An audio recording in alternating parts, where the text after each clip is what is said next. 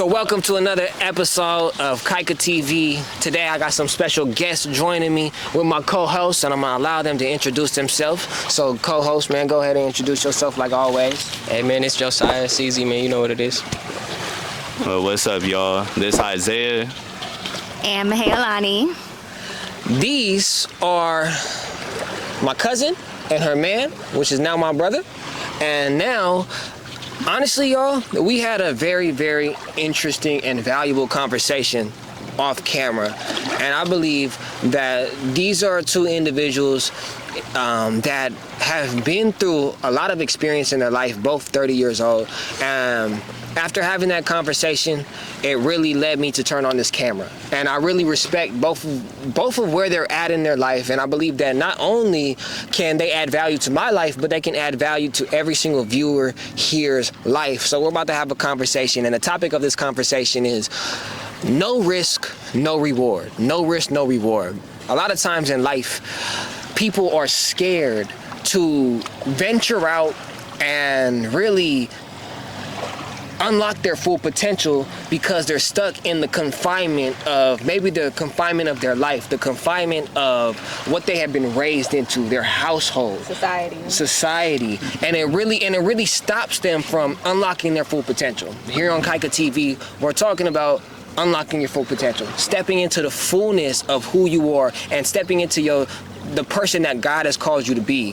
When it comes to taking risks in your life, what are some crucial moments in your guys' life and some keys that maybe you learn when taking risks that you can share with some of the viewers here when it comes to taking risks in your life? I feel like that gets deep because there's so many different perspectives when it comes to that, because you can literally have what it takes and know that you have what it takes and still not do the things that you know you need to do. Wow. Wow. And so it really comes down to a personal journey of faith. Of faith, because you have to connect to something deeper than what you're physically experiencing. Right. And know and trust the path that you're taking that's going to get you to your vision. Right. What you want for yourself, what you want for your family, what you want for your loved ones. And when nothing in your physical experience is showing you that, when you're just seeing the opposite of what you want for your vision, you have to have that faith. Right. And you have to connect to it on an internal level where you push yourself to get out of bed. Either it's too early or you're going through things and it's like you don't have the strength, and you have to have that faith to connect to something deeper than yourself to be able to have the strength and the courage to prevail through whatever it is, either it be addictions or something that's physically challenging, mentally challenging, emotionally challenging. We have to connect to ourselves on a multitude. What you want to add to that, baby? And I feel like there's a lot of risk in that sometimes because we grow up in a society or within family dynamics that tell us that this is the right way, this is the life path, this is the blueprint for life, this is the blueprint for success, and a lot of times it looks the same for everybody. And I feel like what I've learned is that the biggest risk is trusting yourself, trusting your journey, trusting your purpose, trusting the potential that you feel within yourself. Despite, like you said, not being able to see it in your environment or even having people around you that don't believe the same thing or don't even believe in you,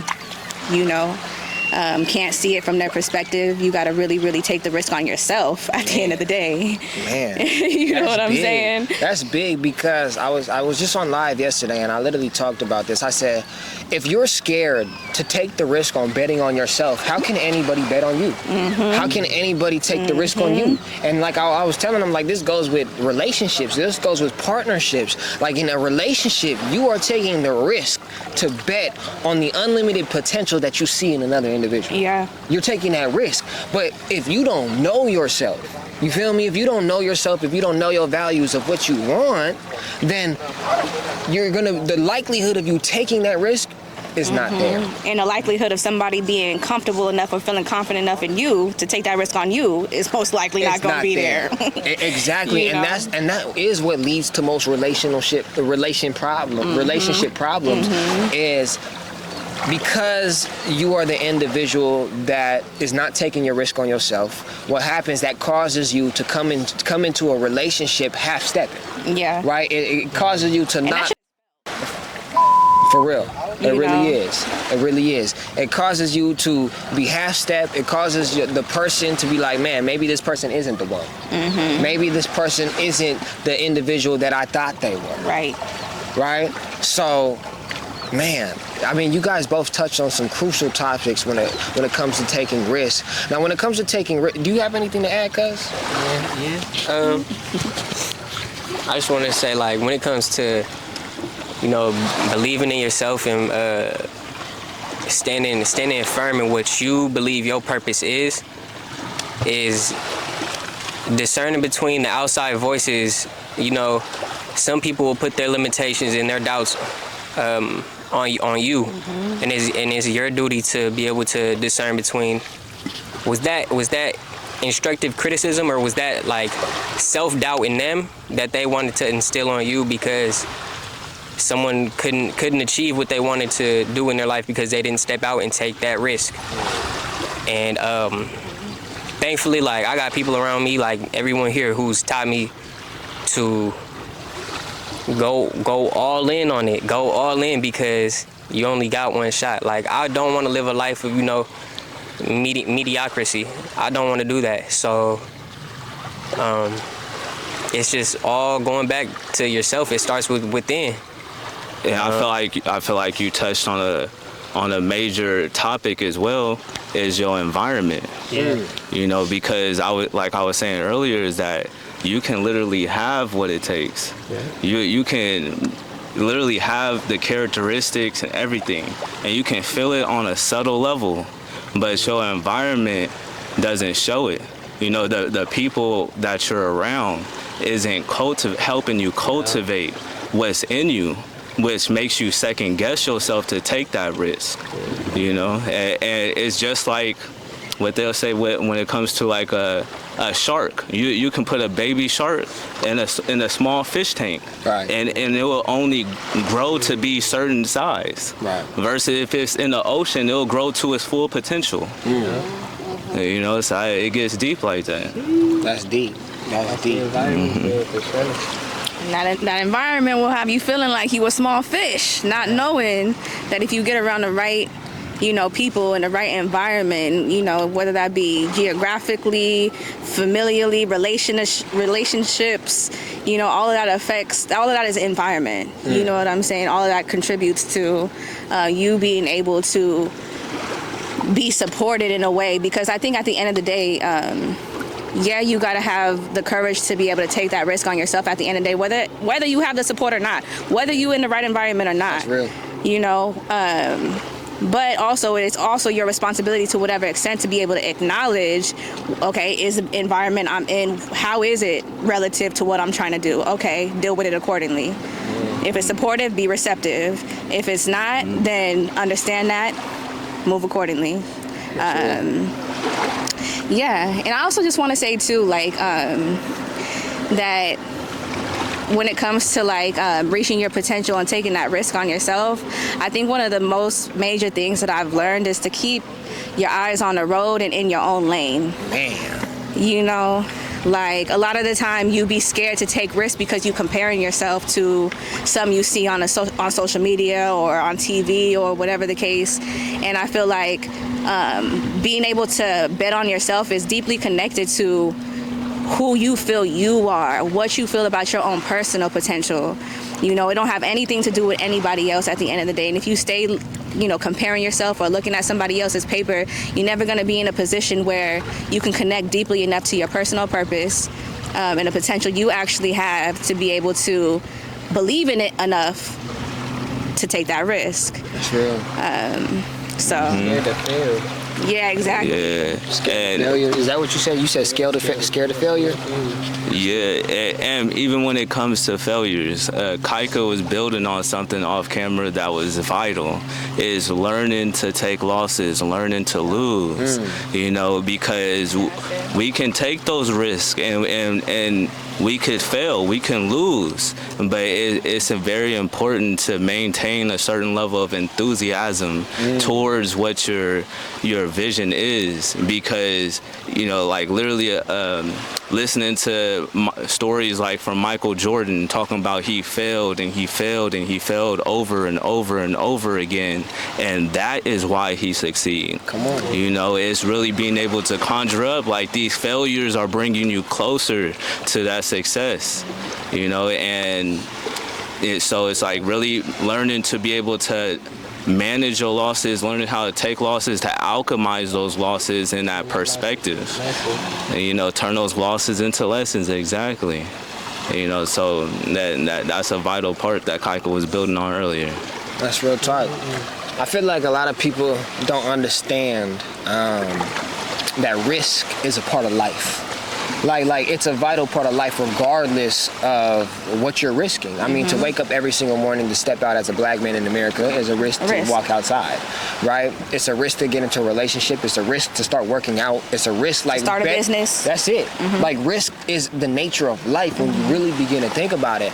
And it's crazy. I want to share this verse that I went over yesterday with my people in my live that really explains, Solomon explains how people are essentially, they're scared to take risk, and because they're scared to take risks, see, there's people that's more successful than us, but they're not as talented as us. There's people that are more successful than us, but they're not as smart as us. Facts. There's people that are more successful than us, but they're not as skillful as us. So what is the difference between the people that are more successful and us? So Solomon begins to explain that difference, and I believe that it's going to add value to all of us and bring us to a greater understanding when it comes to taking risks, all right? So the chapter I want to read from is Ecclesiastes chapter 10, and we're going to go through verses 5 through 9. It says, "There is another evil I have seen under the sun.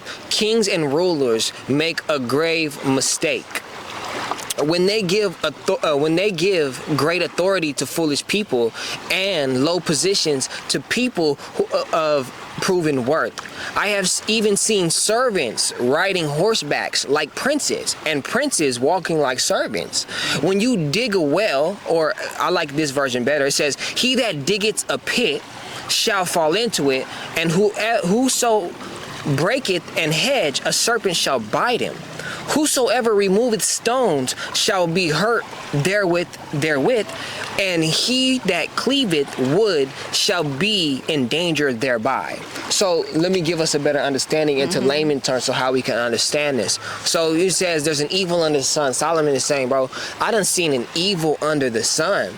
He says there are rich people who sit in low places, meaning there's individuals, like I said, that are more successful than us, but they're in low places. There's people that are worth it, valuable. They don't know their purpose, but the reality is God called them to be rich. God called them to be people that are great, but they're not living up to their full potential, right? He said there are princes. It says there are princes.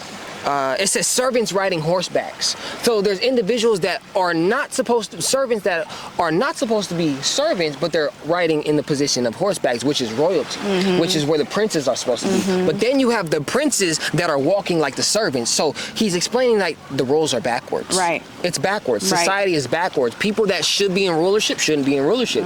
People that should be successful shouldn't be successful. Not saying that they shouldn't be successful, but there's to say that there's no difference between you and that individual. You can be in the same position of that individual, but just one is maximizing their full potential and one isn't. So then he begins to answer why this happens. He says that he that diggeth a pit shall fall into it. Now here's what that means. It's an interesting analogy that he uses this. the reason why many people are scared to dig pits is because if you dig into a pit and fall into it, you can break your neck. Right. You can break your neck. You can get covered in. You can get covered in the dirt. A lot of things can happen when it comes to you digging a pit. But a lot of people don't understand that digging a pit is the preparation. Let's just use a seed for example. You need to, in order to plant a seed, you need to dig the pit to put the seed into it, so the tree can become the tree. So the seed can stop to cease being a seed. So people, the reality is people fear preparation, which is why people don't dig the pit, which is why people are scared to fall in. They're scared to take that risk.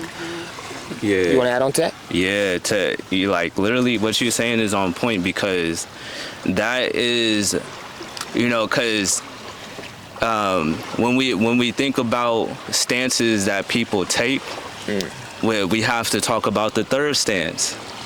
Is like, did you take this stance or did you take this stance? But the third stance is taking neither. And we become experts at avoiding failure. Wow. And that's what you're talking about is, you know, risk is a part of life. So if you get into that space where it's like, oh, I don't want to take any failure, or if I go here, what if it doesn't work? If I go there, what if it doesn't work? If I stay neutral or just do nothing at all, then I don't have to feel that the pain of failure, the growing pains. And something that we was building on before when you were saying, like, you know, regardless of what you take, it's a risk. It reminds me of how if it's like stand for something or fall for nothing. Come on, that's real. You know, and that's what you're saying is reminding me of, and that's deep. That's deep. Stand for something or fall for anything. Right. I think that's a lot of people's problems in today's society, where we have a lot of people that are aimless, no vision, no purpose, because they're simply not standing for anything. But I always go back to this. How can you stand for something if you weren't taught how to stand for something? Right? Mm-hmm. Because the reality is we are all products of what we were raised into. Right? But taking a stance is a choice. It's a choice. You have to come to the understanding of who you are and what you want to stand for. What resonates with you? What standards are you standing on? Right? Because standards is a stance. Stance. You have to take some type of stance on the standards. But what I learned in my life is a lot of people, the reason why they're not taking stands, they're not taking risks in their life, is because their circumstance. And when we look at circumstances, circumstance is another form of a stance, right? Because a lot of people, they dwell and their circumstance only allows them to see what's in front of their eyes, right? And faith is believing in what you can't see, believing in the possibilities of what is possible, right? And in order to take risk, you have to be able to see past your current circumstance in order to even get to anywhere in your life. Because there's a reason why God gave us the ability to believe and to have faith. Because if we only were able to go off of what our eyes see, then we would be stuck in depression. Yeah. Because we only can see past, like we only can see that mountain right now, but there goes beyond that mountain, right? There's life beyond that mountain. But and faith is what allows us to say, okay, there's beyond that mountain. You feel me? And we have to look at our mountains in our life, of what we're going through in our life. Like risk, in order to take risks, you have to have a certain level of faith and belief, not only in God, but in yourself, that you have, that God put that innate ability inside of you to make it happen. To make it happen. And to basically like just piggyback off of what you were saying right there, is like people, they're scared of failure. And I think you look at all the successful people in this life, all of them failed, but the one thing they all did was they viewed their vision through an optimistic lens, and through faith, of course, and just like over those failures, all it did was teach lessons and build resilience for you to take any obstacles head on and not be scared of failure and loss, because you have to lose it to gain it. You have to lose it all to gain it. So that's enough. Yeah, I don't. Yeah, I heard the quote that pretty much was saying that those who are most successful, it's not that they don't fail, but they fail forward. Come on. You know, failure is a part of success. It's a part of the process. You know, the more times you fail, the closer you get to your success, whatever that might look like for you. You know, and I feel like one of the hardest things is because all of the judgment that's placed on us, you know, from our surroundings, whatever that may be, it's sometimes hard to not identify yourself with your failures. You know, you got people watching you, spectating, having expectations, you know, holding you to whatever. And a lot of the time, you can, you know, there can be that fear of putting yourself out there again, identifying with those failures, what quote unquote failures. That word is even, you know, subjective in a way that it's a whole perspective in itself, because a failure is not necessarily a failure unless that's how you perceive it. Right. Exactly, like That's you know, how you were just saying, Joe. You treat it. Yeah, exactly, and the value and the meaning that you put behind that experience. You know, because like you were saying, Michael Jordan, some of the most successful people, Oprah, whoever you want to look at, they've experienced a multitude of quote unquote failures, what people I'm sure at whatever time in that present moment perceived as failures, but their own personal belief in themselves and their ability to continue to persevere, and like you said, the resiliency that they allowed themselves to build is what ultimately allowed them to reach, you know, certain pinnacles in their lives. And so, yeah, my main point is just pretty much, you know, being intentional about not identifying with any particular part of your journey if you're not done. The only time that it's over is when it's over, when you give up. That's real talk. And giving up is a choice you have to make. Yeah. And to touch on that failure, it's important to understand where your idea of failure came from, right? Because growing up, we all went to school. And they gave us a list. If you didn't get an A, B, C, if you didn't get an A, B, or C, like A was the highest form, like you're an amazing student. But if you get an F, you're a failure. You're dumb. So think about what that does to a child when they when they become an adult and they're trying to strive to become someone great. The moment they take the risk on themselves and they don't get the results that they perceived that they wanted, right? And they don't get the results as fast as they wanted or when they wanted, when they don't get that, they're like, dang, they quit because they're like, I failed. Right. I failed. This isn't for me anymore. Right. Exactly. Exactly. Yeah. And when it comes, like how you were saying, they believe that it's not for them anymore, right? And because we're correlating our journey of success to a grading system that possibly wasn't even for you. How can you judge a monkey off of how well it swims? And how can you judge a fish on how well it climbs? Right. You know, That's real talk. and like you were saying with when people and circumstances, you know, I think a key factor as well when it comes to risk and reward is that you need that self-evaluation. You know, you need to, you know, isolate yourself in a place like this and really just tap in with yourself. Like, who are you? You know, what is it that you want, and what are you accepting in your life? Wow. You know, and that is going to help you clarify the current standards that you have. And you can always change those standards, you know. And I think a quote that I heard from Les Brown, a motivational speaker, he was saying, don't let your past define you, let it redefine you. Come on. You know, so it's like, but we all have that seed in us. We're all God-like, so we have the ability to write our own stories and create. You know, if you don't like what you're experiencing, you can redefine and realign yourself with what you truly want to experience, and that's when we can start to learn to place those standards. And usually that happens through experiences. You know, and to gain those experiences, you're gonna need to take risks. Come on. Everything just comes back. Like, that's real though. Everything comes back and falls back to that God likeness, like you was talking about, our ability to create and make things, right? Because we do create our own destiny, right? By the choices that we make.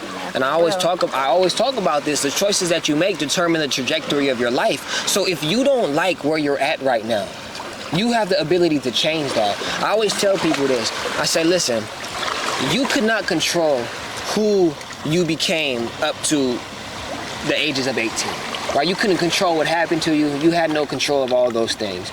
But, so if you don't like that person that you were up to 18, you have the ability to write who you want to become. You have that ability to write that, because now you're held accountable for every choice and decision that you make. Right? So if you don't like who you are right now in your current circumstance, in your current environment that you're in, you have to make the executive choice as a person, your own individual, to say, okay, where do I want to go? And what choices do I have to make to get there? I always use the process of reverse engineering, because when you can reverse engineer from your destination and the steps to get there, like it makes it so much more applicable to how you can get there.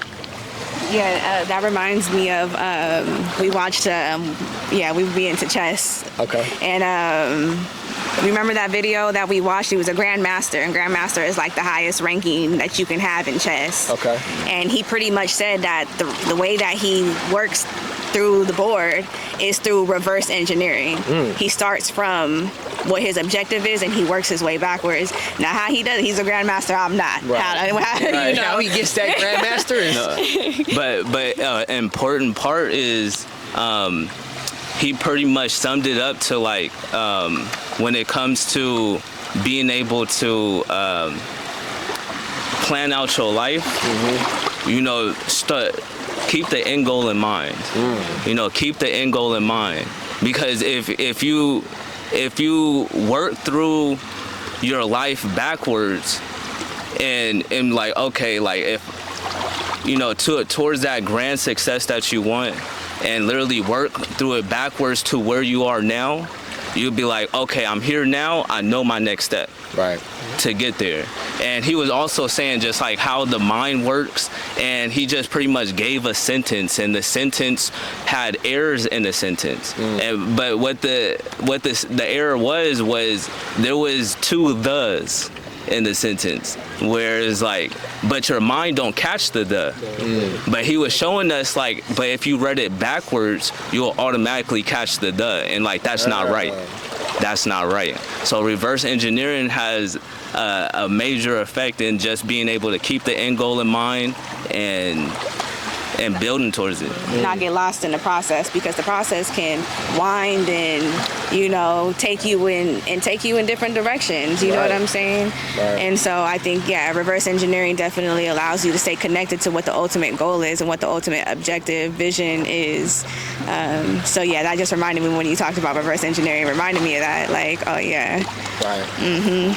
I want to go back to the topic of failure, because you brought up Les Brown, and I love Les Brown. I actually got to see Les Brown in person. Oh, period. Bro, and that experience like really changed my life. And I would never forget when he was on stage and he said, listen, failure is part of the journey, y'all. Yeah. But he said, if you fall on your back and you can look up, you can get up.